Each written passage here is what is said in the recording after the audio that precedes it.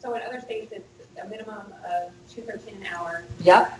and they have to get paid at least up to the federal minimum wage. Yes, ma'am. Between what the employer is paying and their reported tip. Yep.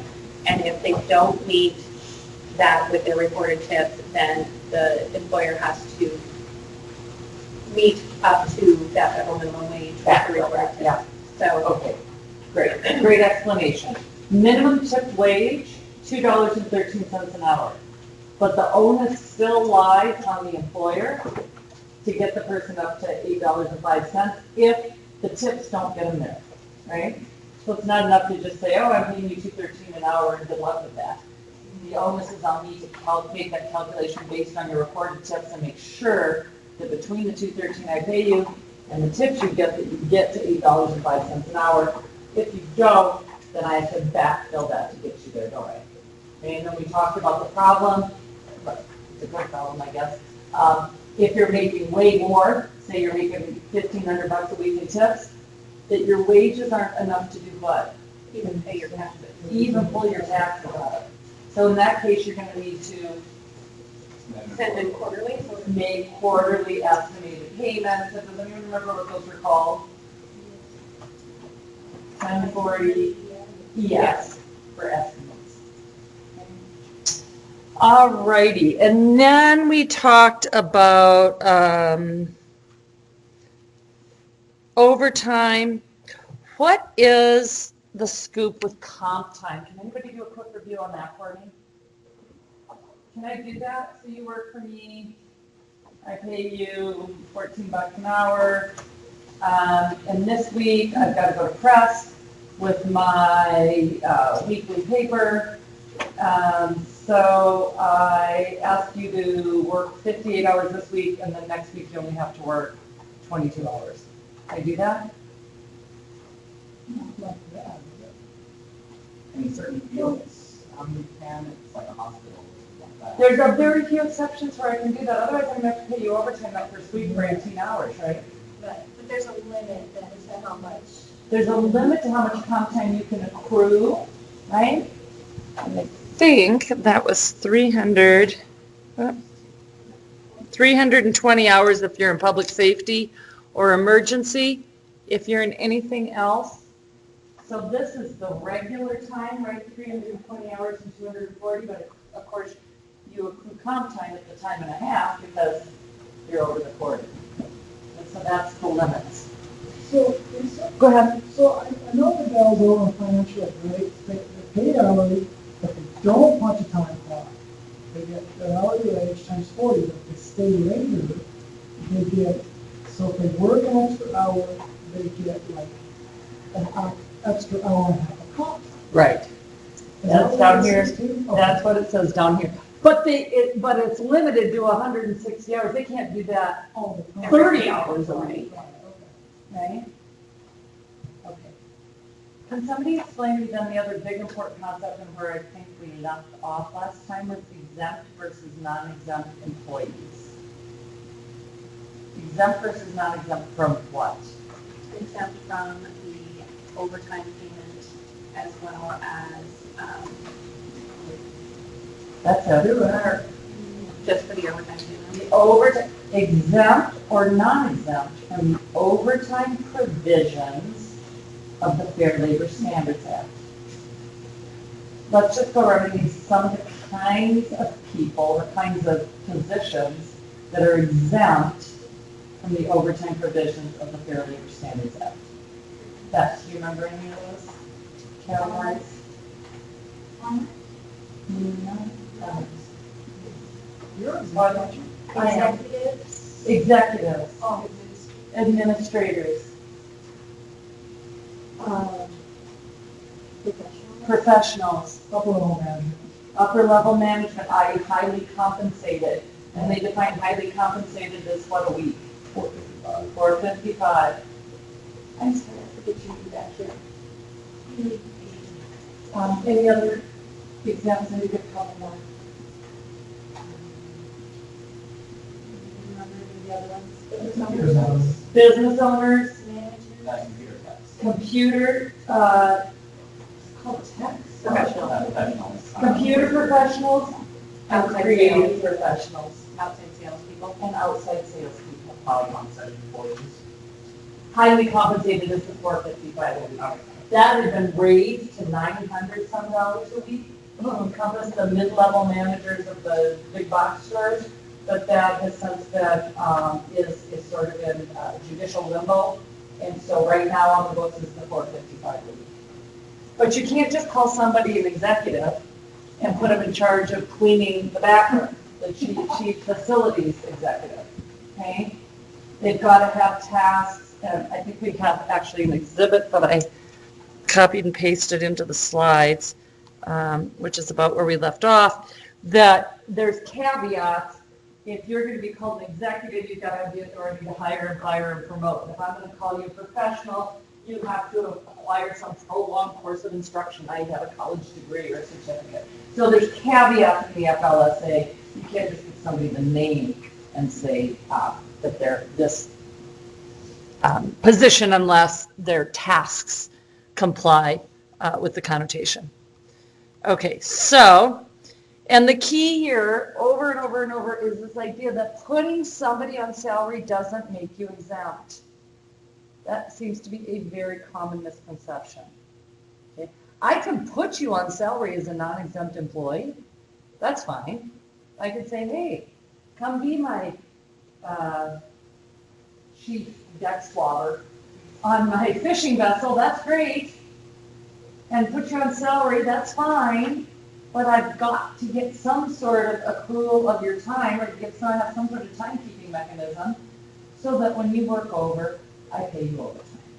Okay, and that's what we're going to be working with today. So you're going to probably want to get out your calculators and a pencil. Don't ever do this in pen. And we're going to crunch through some numbers on how this works. Okay, where are those little pieces of paper on the computer? Somebody just put me out here. Is that tiny, no power? Yeah, I know. It's like, this is gonna get lost in the shuffle of my life. Thank you. Awesome. This is my friend, unable to log on. And I should just write on here that we don't think anyone's printing.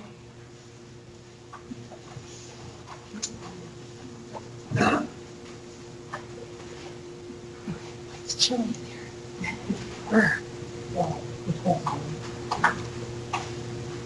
We did child labor.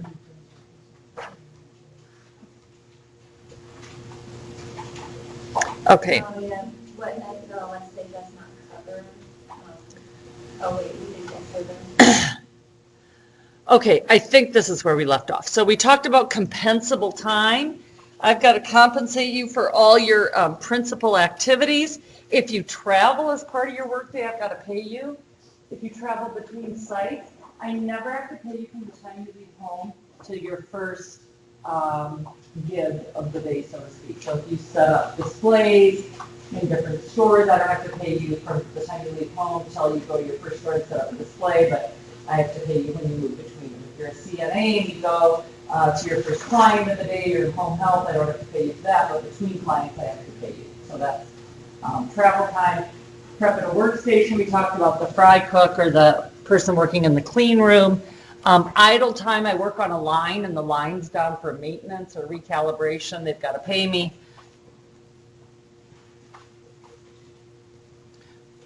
Oh, we did all this. Okay, non-compensable activities. I certainly don't have to pay you if you're absent due to illness. I don't have to pay you if you're late clocking in or out. I do have to pay you for fractional parts of an hour. In other words, if you clock in at 1:05, I can't say, oh, I'm rounding that up to 2 o'clock. But there are different ways of doing fractional parts of an hour. Some companies do it in quarter-hour increments. Some do it in 6-minute increments, which is a tenth of an hour. And some companies do it in 10-minute increments, which is a sixth of an hour. So any of those are viable. You've got to have some sort of record-keeping mechanism in place that you can back up and use to show that you've accumulated wage data. There's all sorts of new generations of technology now where you've got iris scans and web-based check-ins and biometrics like thumbprints. So the old days really, punching a clock, that's, badges, there's lots of different ways now that we check in, so to speak. Okay, most common pay periods. This slide is very, very, very, very critical because this is one of the very basic things you'll be using in all the calculations we're talking about today. If you were paid bi-weekly, that means you're paid every other Monday, every other Wednesday, every other Friday. So you're paid 26 times a year. Twice a year, 2 months a year, you actually get 3 paychecks. And it falls just right, like the 1st, the 15th, and the 30th. Okay? And the other 10 months you get twice. Twice a year. No, not. So I love this pay period. I love this pay period because twice a year you get 3 checks. Okay? So you can kind of time that around whatever you want, Christmas or maybe a carpet or whatever. But what you do know about biweekly is it's 80 hours each pay period. Semi-monthly, you don't know how many hours are in each pay period because that's the 15th and the 30th of the month, or the 5th and the 22nd, or whatever it is. And that depends on when the work days flow. So they can be as small as 72 hours, or they can be as big as 96 hours. So those aren't the same. Monthly is like semi-monthly. It differs how many hours in the pay period between when the work days fall and how long the month is. Okay? That's obviously 12 checks a year. And then weekly is 40 hours a week, same, and that's 52 weeks a year. So you can pay any way you want on some things like construction sites or day labor. You might get, a daily paycheck. Our book has tax tables for things like quarterly paychecks. Right? It doesn't give a paycheck every 3 months. I don't know, but I can do that. I can say, hey, welcome to my company. I got paychecks twice a year. And if you're willing to do that, and that's fine. Then I can do that. There's nothing illegal about it. But these are the 4 pay periods that are most common. And it's okay if you want to pay different kinds of people in your organization using different pay schedules. For example, here, all faculty is paid monthly and all staff is paid semi-monthly. So I can do that. But the class of person, like all faculty, has to be paid on the same schedule. But then I can choose to do my staff or my work-study students on some other schedule.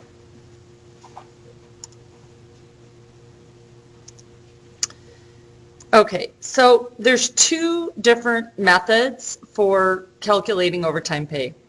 And the most common one is I calculate their gross pay, and then I do 1.5 times the hourly rate for anything over 40, and I add those 2 numbers together. And that's how I get overtime. But I can also calculate something called an overtime premium. And an overtime premium is when I calculate all your hours at your hourly rate. So if you work 53.5 hours, I calculate them all at $14 an hour. And then I tack on the 0.5 for the hours over 40. Obviously, mathematically, that's going to be the exact same answer.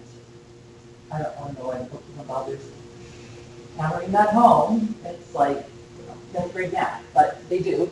And there is one thing that's pretty important, is that when because it does get a little more convoluted when we get into some more complex calculations, is there's a different, when I talk about an overtime premium, I'm just talking about the 0.5. When I'm referring to the overtime rate, I'm talking about the full 1.5. So you kind of got to listen for and I'll reiterate that every time I say it, but just be aware of what you're listening for and when you use premium and when you use the full rate.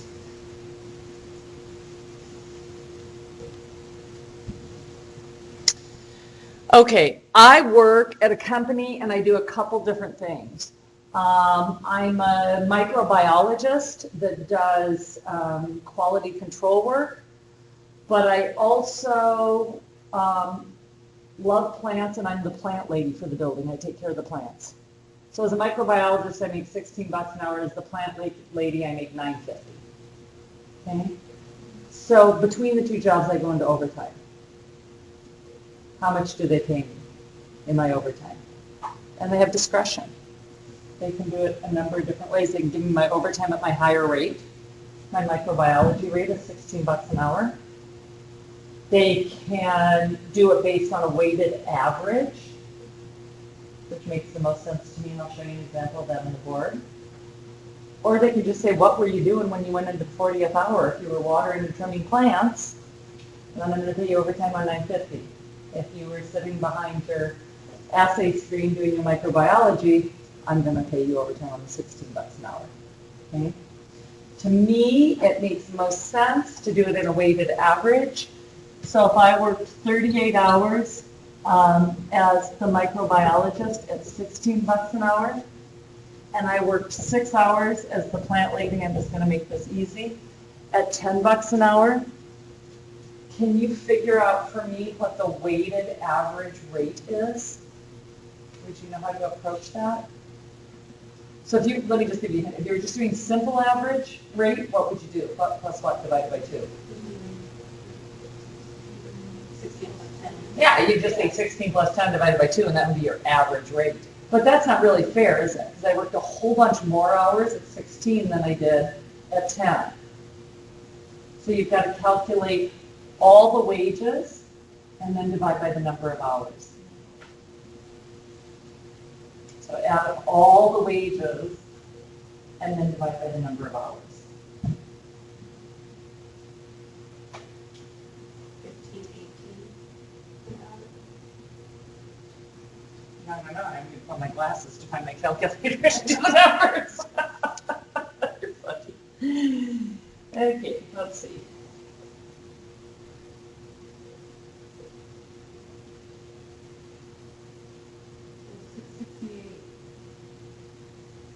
Divided by 10, you said?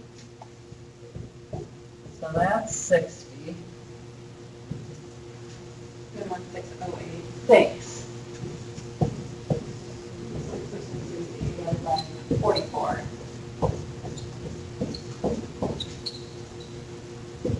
And my weighted average rate is $15.18. good for what you said.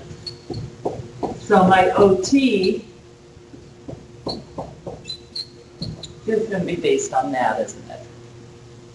My overtime rate is going to be based on the 15.18. I got the weighted average.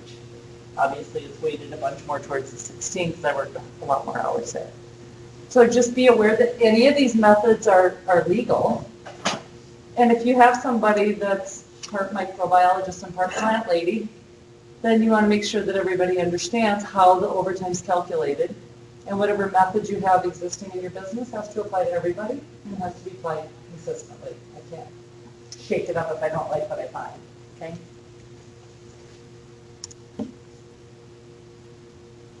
That was an example of what we just did. Yeah, that was an example of what we just did. Okay. Here are the 5 steps that we are going to be using to convert, well, to pay my salaried non-exempt person. So you work at my pet store, you play with the puppies, you clean the cages, you do some retail work, you're exempt. Okay? But I've got you on salary. And now you're working some overtime, and now I've got to figure out how to pay you. Right? I've got to get you some OT. You're salaried, but you're not exempt from the Fair Labor Standards Act. These are the 5 steps. The first step, and we're going to walk through a bunch of examples, but I want you to just kind of try and ingest this. So the first step is to annualize your salary. What the heck does that mean? I'm quoting you $2,320 a month. How do I annualize that? Multiply by 12. I quote you a salary of $4.06 a week. How do you annualize that? Multiply by 52. I quote you $1,300 semi-monthly. How do you annualize that? Multiply by 24. I quote you $1,300 bi-weekly. How do you annualize that? Times 26. So see how that ties into the slide we just did? So that's step 1. You have to read these problems pretty carefully. Remember how much we all hated word problems in like 3rd grade? Right? Same thing. Lots of little details. First thing is you got to catch But the pay period is so you do the annualizing correctly. Second thing is, and this is, I hate that this is confusing, but it just is, so bear with me. So I write these slides, they distribute these nationally. I don't agree with the authors. They take everybody down to a weekly gross, even if you're not paid weekly. Okay, so just keep that in the back of your head, and then they divide by 40 to get you to hourly pay. That doesn't make a ton of sense to you if you're not paid weekly. Because your regular gross, if you're paid bi-weekly, who cares what your weekly gross is? You're not paid weekly, you're paid bi-weekly. So I'm going to just go through this, but be aware that when I show you stuff, it's going to be a touch different from this, but it ends up exactly the same. So I would divide by 26 to get to my just regular gross. I would cover up the word weekly. What's your regular gross paycheck? Divide by 26, divide by 12, divide by 24, divide by 52, whatever your pay period is. Then you calculate your hourly pay, which in order to do that, you annualize and divide by the number of hours in the paid year. Can somebody figure out for me how many hours there are in a full-time year? 2,080. Where did that come from? 40 hours 52 weeks, 40 hours a week. Make sure everybody gets the same numbers. Does everybody get contracted for a 2,080 work year? I don't. My work year is 1,380 hours. So when they quote me a salary, I divide by 1,380 to get my hourly rate. What if I said to you, you work 4 eights and I quote you a salary? 32 times 50, right? That's the number of hours in my work year. So there are a lot of situations you can default to 2080 pretty easily because that's the most common, obviously, but it doesn't pertain to everybody. Okay? So now I've got my hourly pay. And then we know that the overtime rate is simply 1.5 times whatever that is. Okay? And then to get the total paycheck, I'm going to go back up to number 2, taking the word weekly out. Whatever your regular gross paycheck is, plus your overtime hours at your overtime rate. All right, let's try a couple of these.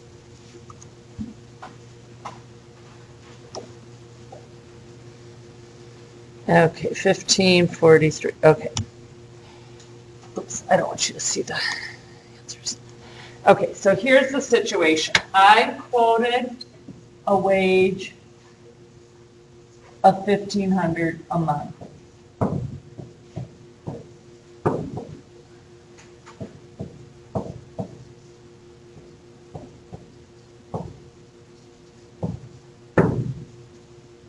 That's barely going to be minimum wage. Okay, so my non-exempt employee, let's say at my pet store, is quoted $1,500 a month. I call her my executive animal manager, but she's really cleans cages and plays with puppies, so she's non-exempt. Let's go through the 5 steps, and I want you to write each of these down, please. So don't just do it on your calculator, I want you to actually write the calculation out. Step 1, annualize her salary, and actually write it out.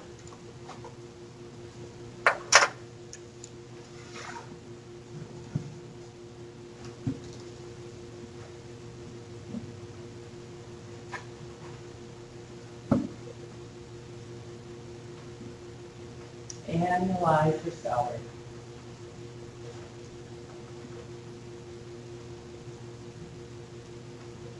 So your notebook should say 1,500 times 12 equals 18,000. Okay, step number 2, in this case, it is a weekly gross, so we're fine following this verbatim, but if it wasn't weekly, we would divide by 52. But step number 2, please find me her regular gross paycheck. Every time she's paid, how much do you know she's getting? And write it out. So now you're starting with the annual salary and bringing it down to her regular gross paycheck.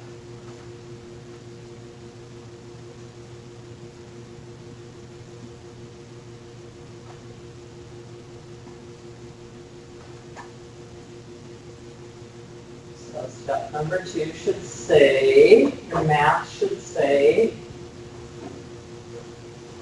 18,000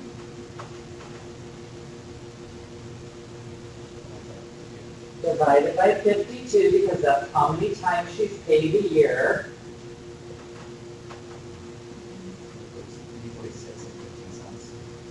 $346.15.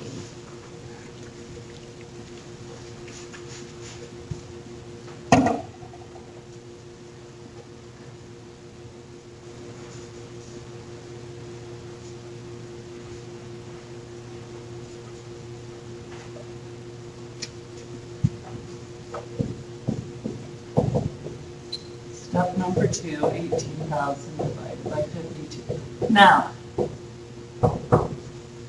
using the methodology I asked you to use for step 3, go back up to the annual salary and divide by the number of hours in the work year to get her hourly wage.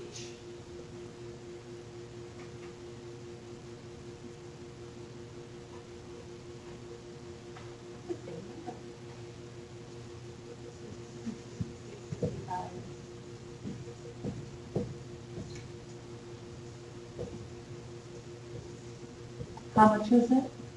$8.65 an hour. You are not living on much if you're grossing $346 a week. And that is 50 cents over minimum wage in Montana. Wow. Step number 4, calculate the overtime rate. And again, I want to see all these calculations written out.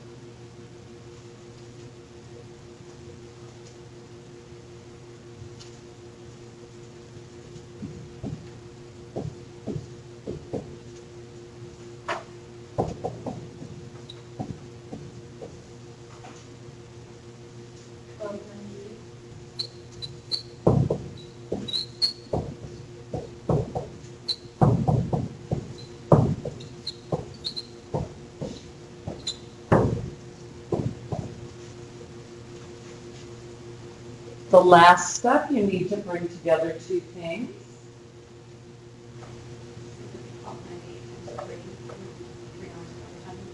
Yep, she gets her regular gross wage plus, in parentheses, the number of overtime hours times the overtime rate. And again, please write out the full algebraic formula. Don't just do it on your calculator. And when you go to do these, make sure you've got enough room in your notepad to have 5 lines of text that you could easily follow. Organization is kind of the key here in nice, maybe work papers. Side.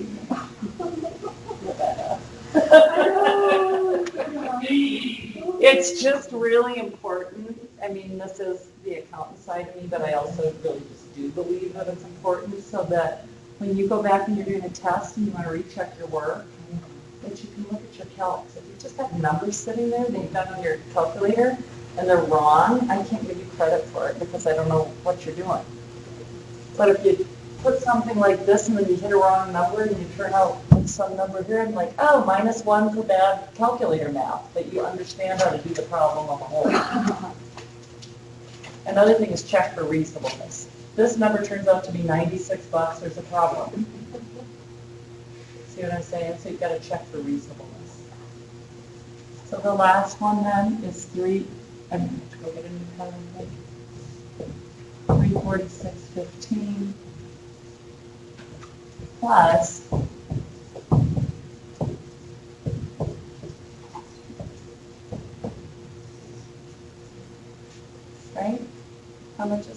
create other one. Great. All right, I'm gonna put up one more and let you guys do it using these same 5 steps. And I'm gonna go find a pen that works.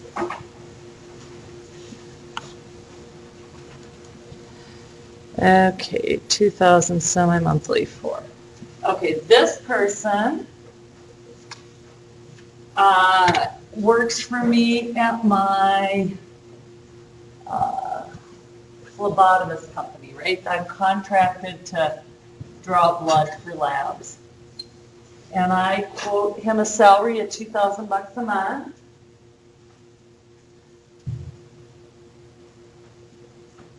I skirt with the idea that I might be able to call him a professional because he's got a certification as a phlebotomist. But I can tell you, anybody that does repetitive tasks and follows protocol, and there's no discretion or digression from protocol on how you conduct your job, is going to be evaluated as a non-exempt employee. Okay? But wouldn't you be making for more than $455 a week? Oh, yeah, but it's not that. Yeah, it's going to be pretty close. 455 times 52 is 5. Can you check on that real quick? It's just scooted under, right? Oh, no, he's over. He's a little over. Sorry. Yeah, okay, good. Thank you. Let's say I quote him 1,900 a month.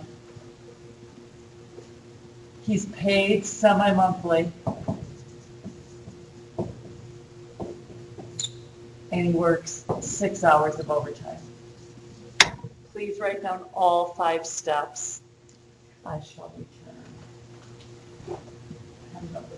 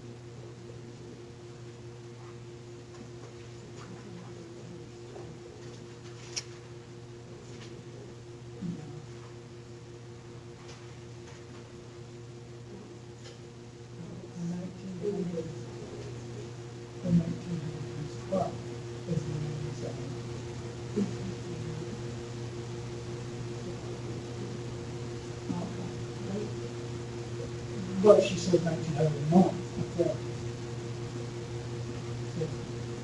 But she's on that, she's paid less. But the amount of money, that's what you want to say.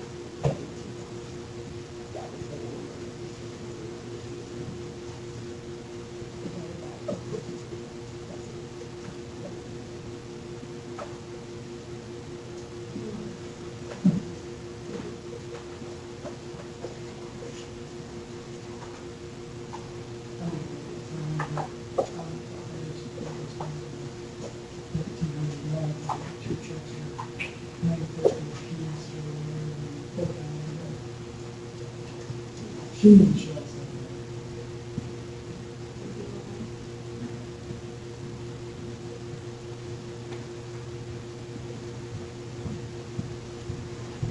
Okay, so.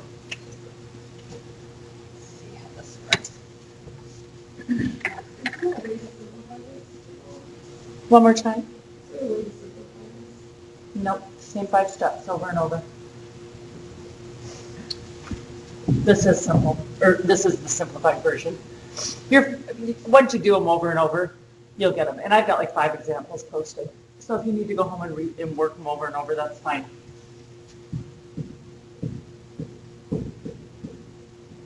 What's my annual salary? 22,000.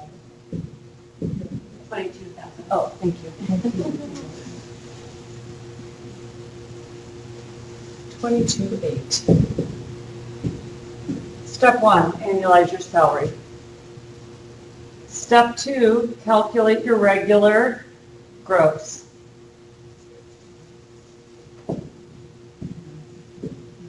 How often am I paid?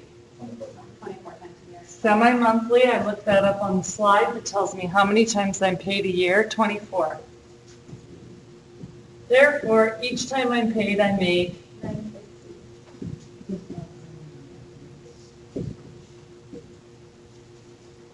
right? Step 3, calculate your hourly pay. We're going to go back up to the annual and divide by the number of hours in the work year.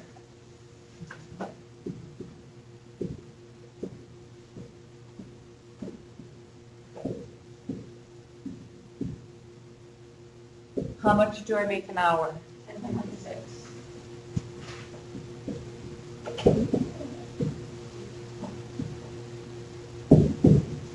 Right?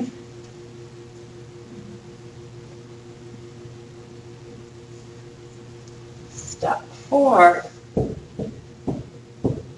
calculate the overtime rate.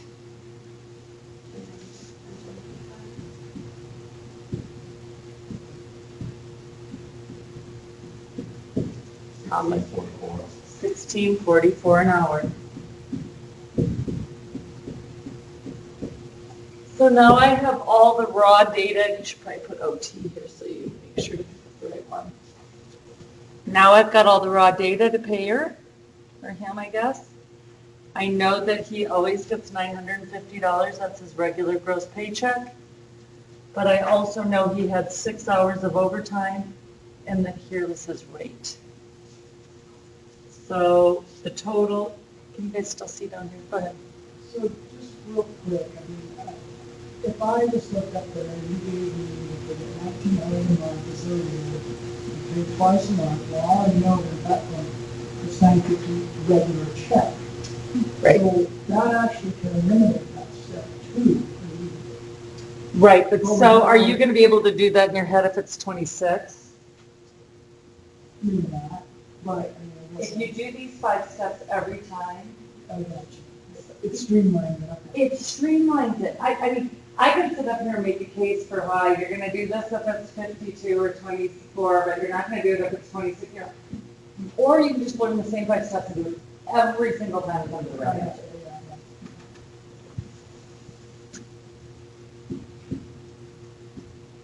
yeah. 6 hours of overtime. That's good.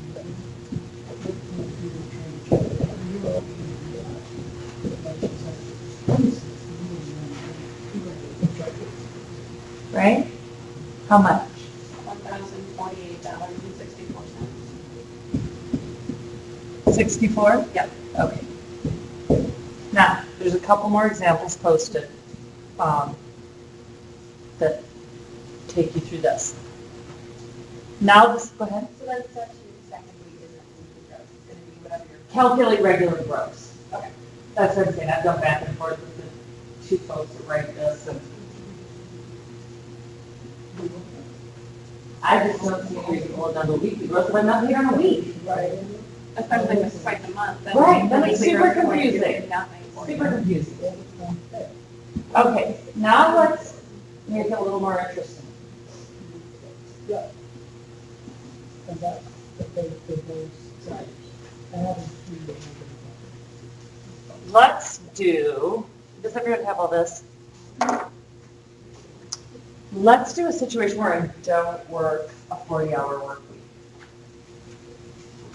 My overtime in my company, if they quote me a salary for say 37 hours a week, my overtime is going to be twofold. I'm quoted a salary for 37 hours a week, and say I work 42 hours. How many hours of overtime would you say I've worked? 37. I'm commissioned, or I'm paid salary to work 37 hours a week, and I work 42 hours. In your mind, how many hours of overtime have I had? For your contract. I've had 5. They pay me for 37, I work 42, I work 5 hours of overtime. But some of those hours are under 40 and some of them are over 40. So I have 2 overtime rates. The first 3 hours is paid out at my regular hourly rate, but anything over 40 has to be time and a half.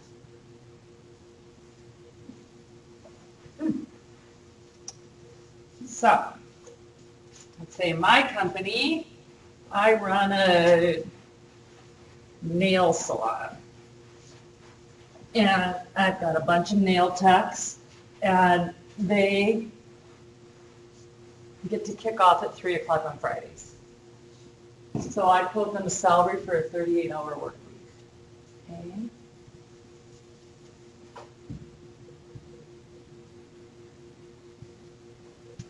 I quote you a salary of $428 a week.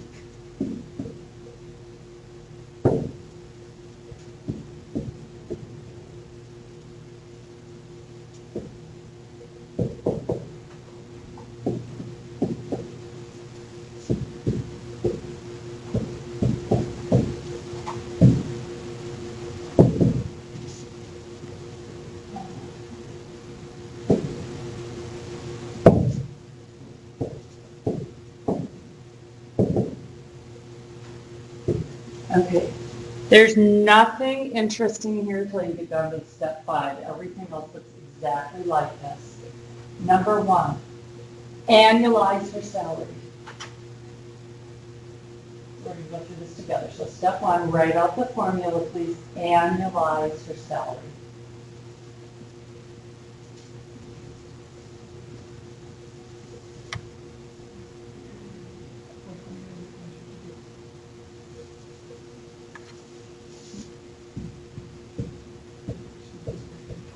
How many times is she paid a year? 26. Really? No, I mean, yeah, she is paid, but what's her salary quoted? 5,136. For salary, it's $22,256. Oh, because you multiply that. Oh. So I'm saying you gotta catch that. This first guy here, this is 2 colors.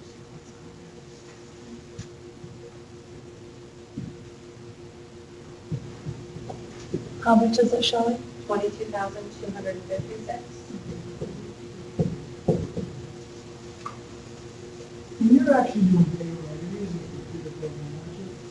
Sure you are. Why are we doing this by hand then? So you know how to do it. You've got to be able to review what comes out of the computer. Right, but I'm just saying. And you've got to be able to explain it to me when I come in and go, what the heck is going on in my paycheck? With that said, I think I told you the very first tax return I got in this year, she brought me in a payroll ledger. Oh, Yeah, and she's only got 2 employees. She doesn't want to pay $300 for QuickBooks. So definitely people that still do it. Step number 2, Yeah. calculate her regular gross. How many times a year is she paid?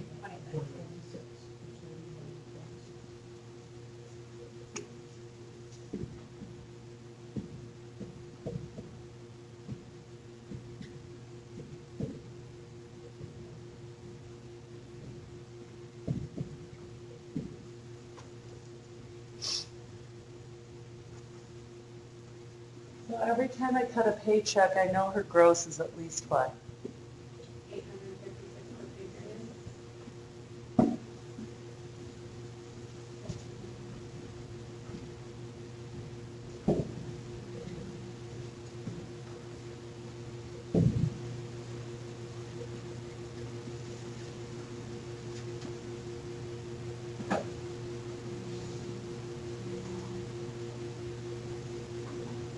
Now, I'm gonna let you guys take a second and do step 3, calculate her hourly pay. And the hint here is the denominator is no longer 2,080 because that's not her full-time work year, is it? You've got to figure out how many hours are in her work year. So you do steps 3 and 4, and then we'll walk through number 5.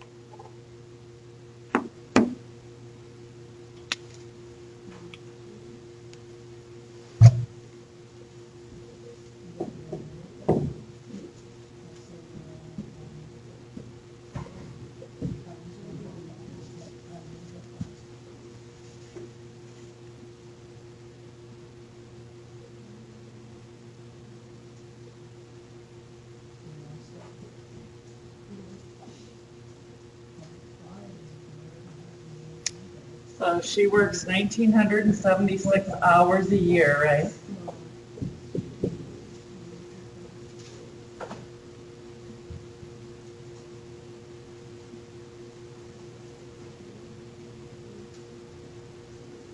So Lisa, to drill it down a little easier for some of these guys, you know how you get your W-2 and everything already in the boxes?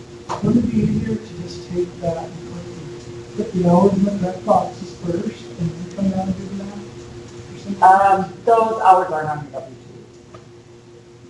All that's in your W-2 is gross Oh, no, oh, that's one, no, it's okay. So now we're at 11.26 an hour, right? If she worked 89 hours, how many hours of overtime did she work in total? Her contract is gonna be a 11 hour, or, yeah, I think, 13 hours of overtime. yeah, she worked 13 hours of overtime. But for a regular rate. How many of those were between 38 and 40? So the rest of them were over 40. Right? So these 4 hours, she gets paid out at what? Regular hourly rate, 11.26. These 9 hours, she gets paid out at, one more time, 16.89. so when you do step 5, you've got 3 pieces to the calculation this time, don't you? You've got regular gross, plus X amount of hours at regular wage, plus X amount of hours at, Couldn't you have to do 40 then? no, because I'm getting my salary quota for 38 hours. So anything over 38, I'm on my regular hourly wage, because that's overtime in my Right, company. because you calculate it, it's going to be like. So I mean, calculate it times 8 for the 2. So she's saying instead of adding the 8. Sure, if that makes it easier for you, but, I mean, we've already got this sitting here, I mean, you can do it that way if you want. But if we're staying consistent, we're going back out and picking the number in number 2, plus overtime. But, yeah, you're totally correct, you could do it that way too. So, and let me just say, anything that's math, you can work into 1,000 ways. So if you're comfortable doing it some other way that you know works at school, but I will always try and teach one way that is applicable in every scenario.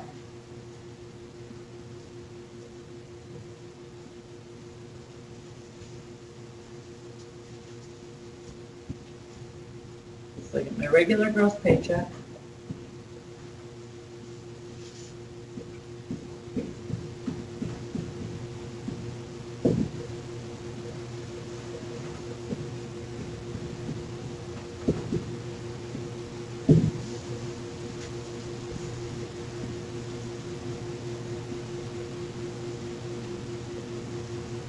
$1,053.05. Go ahead. Full-time. So she worked 89 hours, right? How many hours did I pay her salary for in a bi-weekly pay period? One more time. How many hours did I contract with her? Oh, how many hours a week?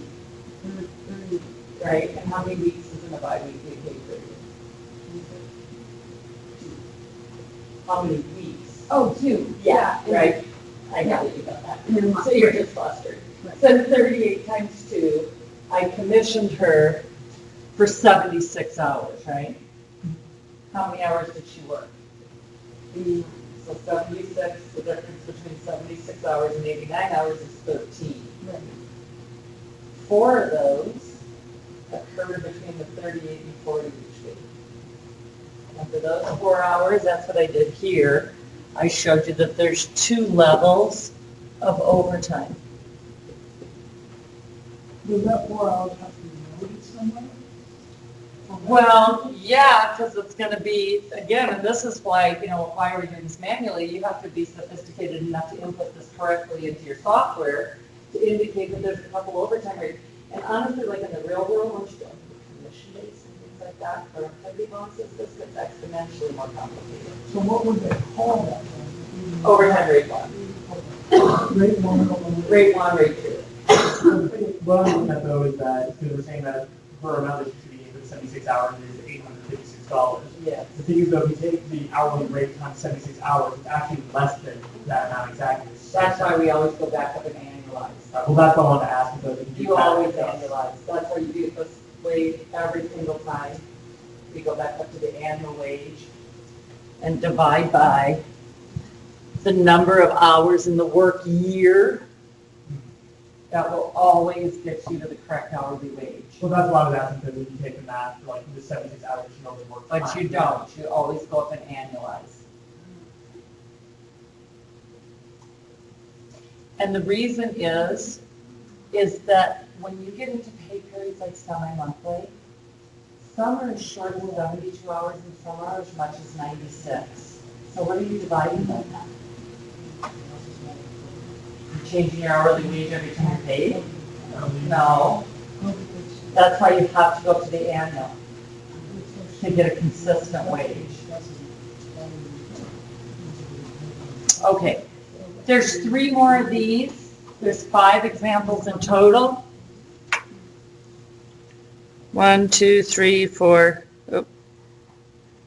I guess there's only 3. Where is the software that we start putting this in? I mean, don't we have a practice set? We do. Because I think it. Well, we're not starting on the CLGL until we get some taxes. And it's not helpful to throw numbers into software. How do you check if they're correct or not? Yeah, well, it's not bad. She's asking, what's the 4 hours, you know?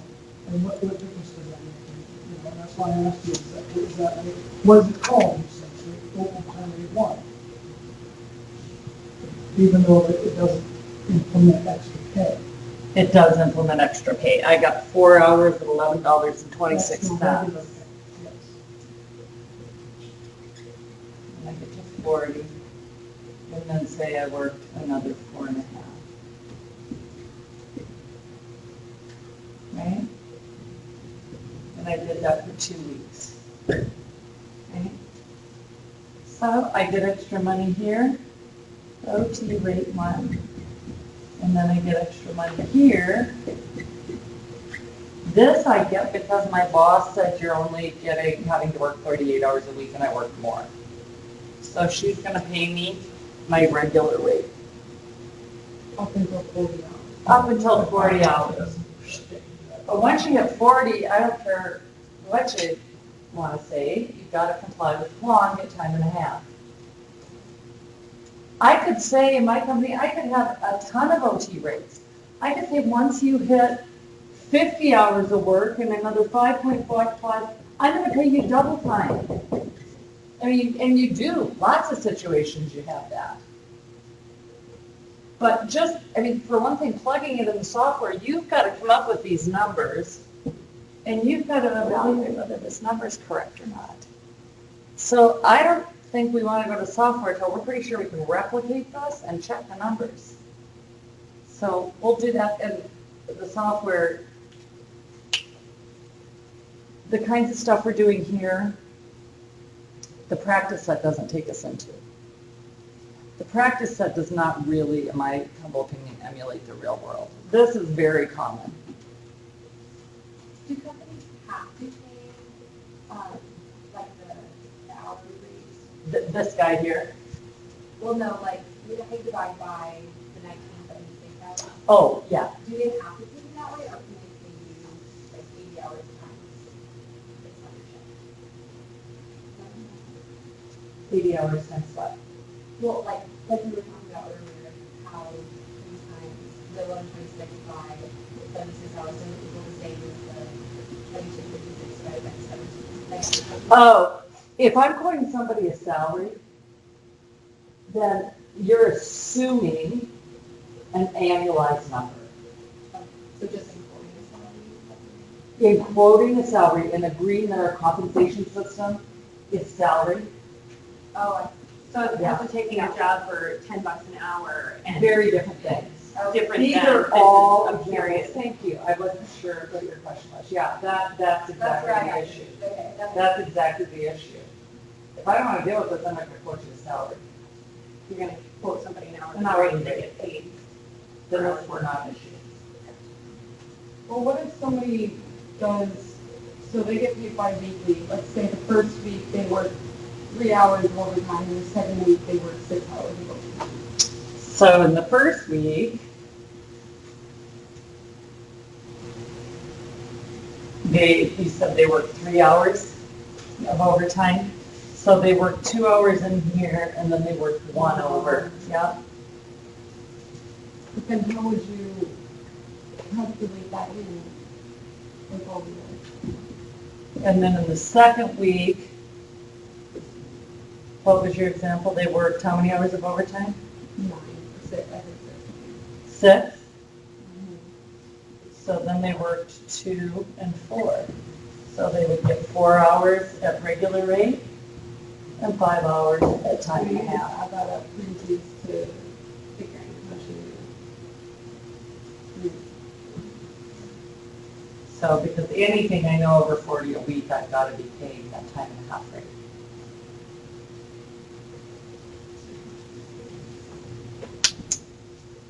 And there's one more to practice in here for on a 35-hour work week. And, okay, then this gets even a little bit more complicated, which is I've got a fluctuating work week. This is mostly found in union shops. I'm not going to spend a lot of time on this. You don't see a lot of this. And it's dictated usually by labor relations. So I'm going to just kind of move through this, but be aware there's different calculations if you have an agreed upon, predetermined, union sanctioned fluctuating work week.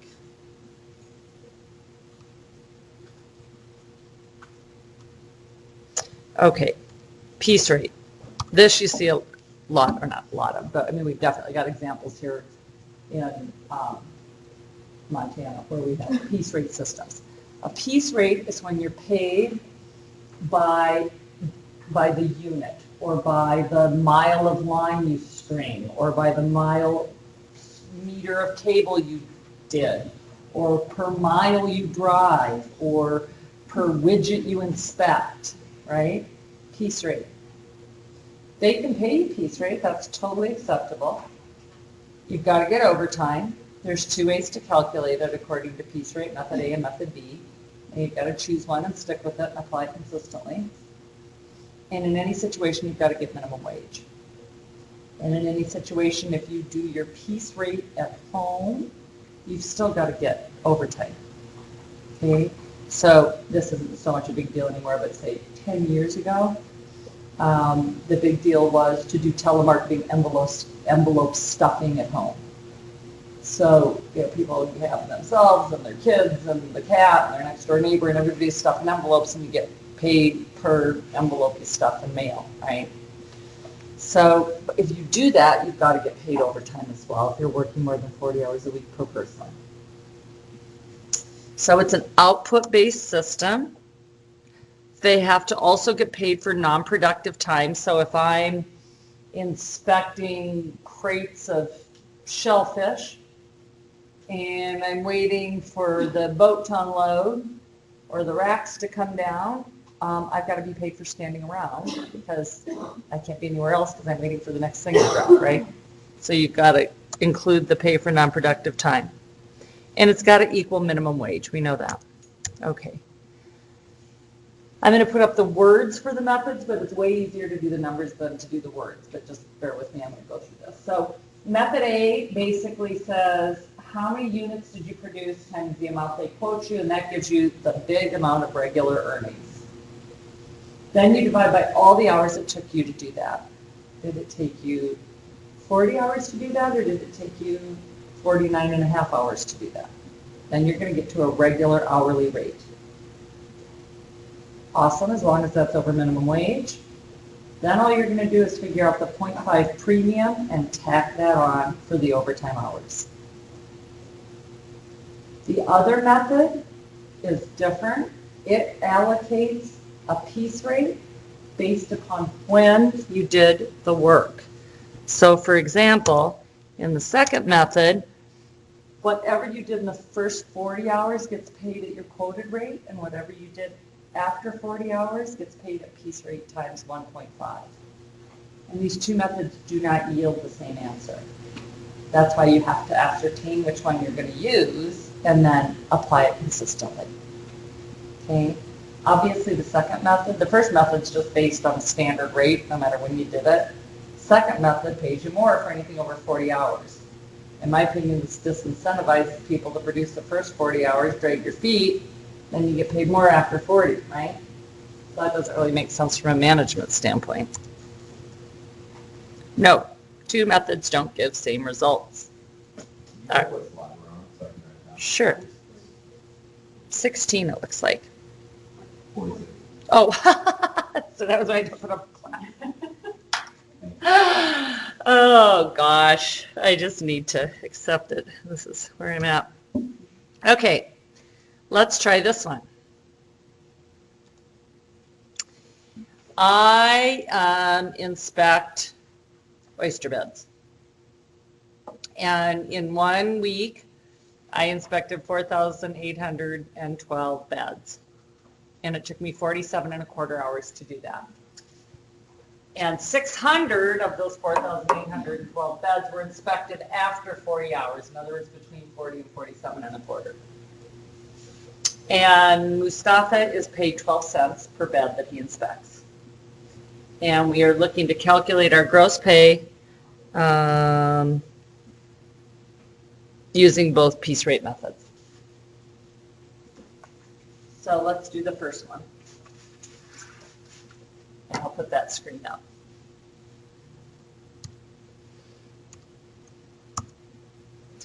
The first method says take the units produced, and again I want you to write these out. So label it method A. And write out and tell me how much he's making for all 4,812 units.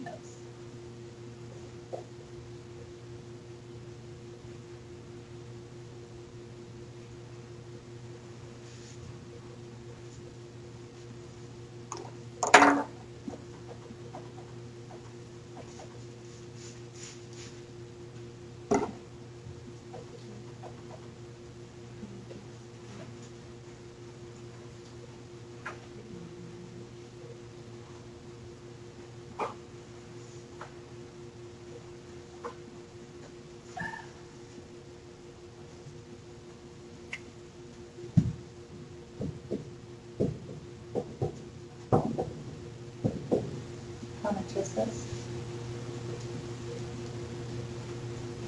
$577.44. So that's my baseline. Units produced times unit piece rate is regular earnings. How many hours did it take him to earn 577.44? 47.25 hours. So figure out how much he's making as a base wage an hour. That's step 2.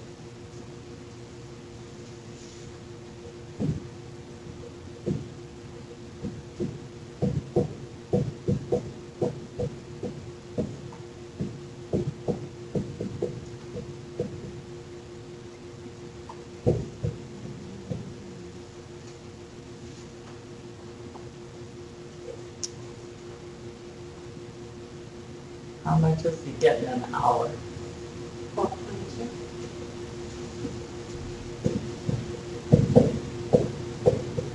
Okay, so I've checked that he's making minimum wage, that's good. Why can't I just pay him $577.44? He's got 7.25 hours of overtime. How am I gonna get the overtime premium to tack on for that last 7.25 hours? Hourly rate times, 0.5. 0.5, exactly, because he's already getting 12.22 for all the hours. All I gotta do is tack on that 0.5 for the last 7.25. So step 3 says, take the hourly rate times 0.5 to get the OT premium.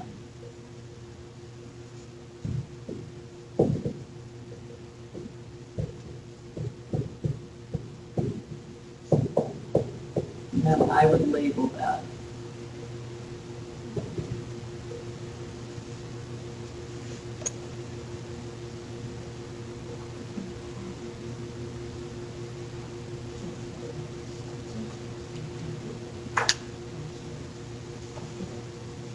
And then that last step, you're just gonna pick up his regular earnings.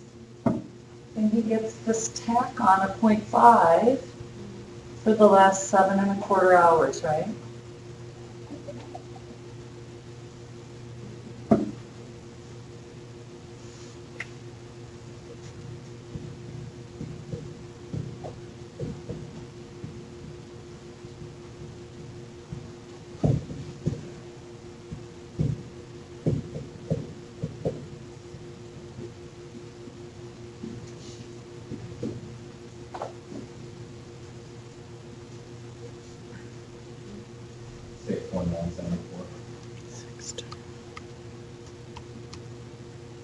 $621.74. 621.74.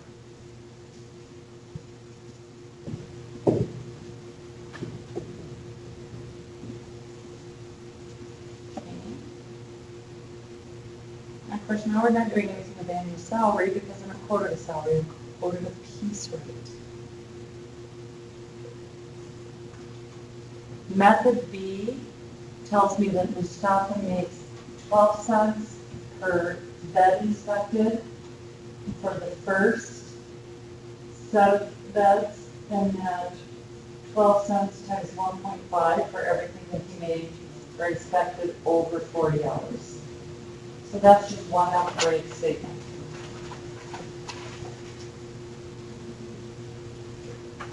That's 2 parentheses of multiplications, and then just add those together, and that's method B essentially. How many beds did he inspect in the first 40 hours? 1,212. He inspected 4812 in total. 600 over 40 hours. The first 4,212 were inspected in the first 40 hours.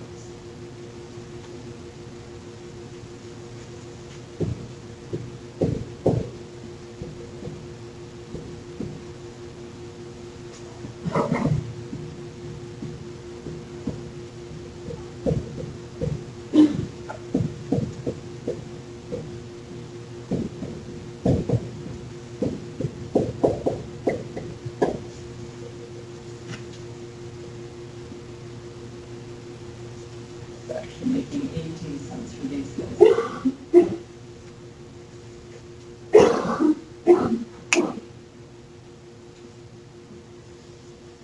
And you're going to come up with a number super close to the first one. They're not going to be equal, but your reasonableness check is, oh, they're within a couple bucks of each other.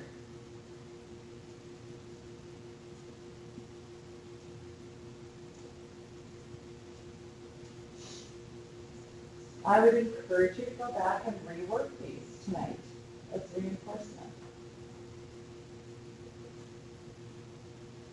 The homework for chapter 2 is due on Tuesday. We'll go over it and I'll blend it. You're starting the continuing problem that big long folder, where you will be practicing this. Do you want to check that? Acronyms, next tables. This chapter, you know, like, posted. It's on the syllabus. I'll put the last page of the syllabus. PowerPoints are posted. It's also in slide. I will go ahead and post the lecture today if you want to go back and listen to anything and work it, over.